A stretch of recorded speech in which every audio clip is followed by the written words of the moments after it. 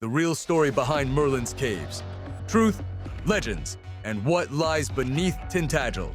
Beneath the storm-carved cliffs of Tintagel, where waves slam against ancient slate and mist crawls over the rocks like living breath, lies a place whispered about for centuries. A place many believe once sheltered the greatest wizard of all time. This is the story of Merlin's caves. The real history, the legends, and the mysteries that refuse to die.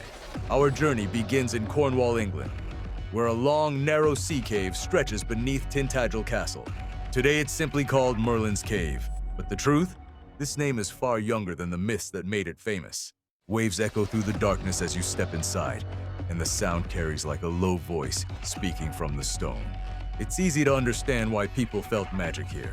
But despite how convincing the atmosphere is, no ancient text ever said Merlin lived in a cave beneath Tintagel. Not one. The earliest Arthurian writers, Geoffrey of Monmouth, Chrétien de Troyes, and the Welsh bards, never mention it. What we do know is this: Tintagel is the legendary place where Uther Pendragon, disguised by Merlin's magic, conceived Arthur with a grain. It's the birthplace of a king. So when Victorian poets and storytellers explored the site centuries later, they connected dots the medieval manuscripts never drew. Alfred. Lord Tennyson imagined the infant Arthur washing ashore and being taken by the wizard. That image burned itself into public imagination. And the cave, haunting, dramatic, a natural cathedral of stone, became the perfect setting for it.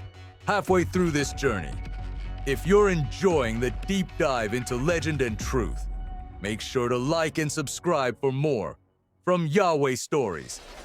It helps these ancient mysteries find new life. So what's real about Merlin's Cave? The cave itself is completely real, over 100 meters long, carved by tides powerful enough to shape its very architecture.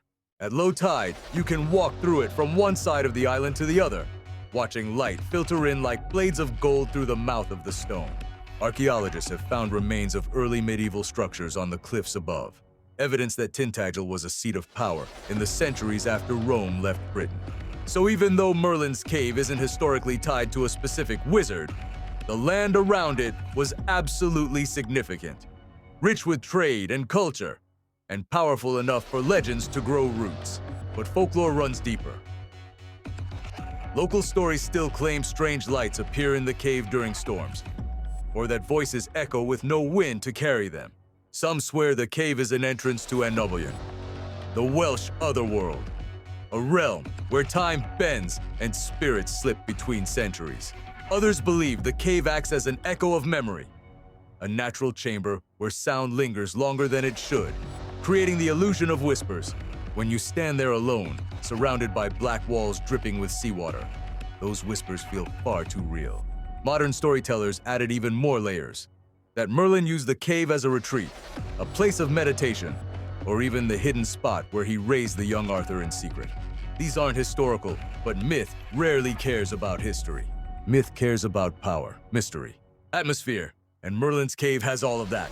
Whether you see it as a gateway to legend, a geological marvel, or a place where imagination becomes almost tangible, it remains one of the most iconic Arthurian locations on Earth.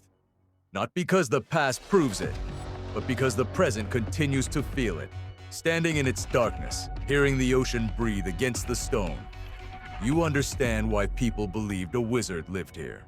Not because he did, but because it feels like he still could.